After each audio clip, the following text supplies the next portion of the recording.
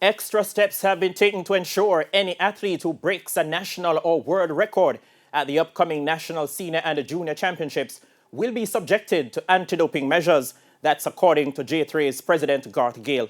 This after Jamaica's under-20 women's 4x100 meters relay team's world record run was denied ratification by the world governing body after a testing foul-up at the Carifta Games. Though it happened in April, the incident which prevented Jamaica's women's under-20 team from having their world under-20 sprint relay record ratified after the Carifta Games is still fresh in the minds of the track and field public.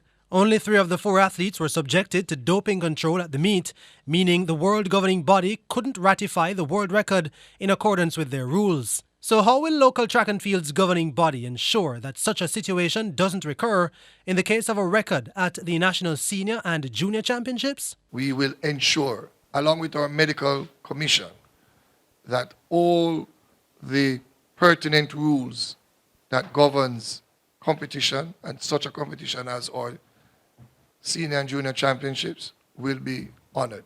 So we would have revisited several of the guidelines with JAAA, and we are assured that they will work with us as we work with them. In the meantime, 2016 Olympic champion Omar McLeod, who missed out on qualification for the Olympics last year, criticized the scheduling following his 8th place finish in the men's sprint hurdles. With COVID-19 protocols now lifted, curfews will not affect this year's order of events, which sees the men's sprint hurdles semi-finals and final now scheduled for Sunday's 4th day just 2 hours apart.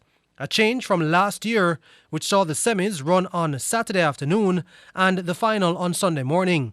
But chairman of the organising committee, Ludlow Watts, says McLeod's comments didn't influence the change.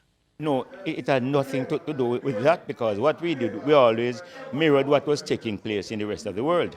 And if you notice at the World Championship, the Olympic, it was similar to what we did here. So that took nothing into account, it's just that that's what it done. There will be no morning session at this year's championships, with all days scheduled to begin 1 p.m. or later. After 9:30 in the mornings, you have wind and it goes to about 4 o'clock. So we have actually decided to schedule events starting up to from 4 o'clock onwards. But we don't want to go as late as we used to be in the past, because sometimes of what is happening on the roads, the criminal activity. 597 athletes have been entered across 60 events for the 4 days of the Senior and Junior Championships.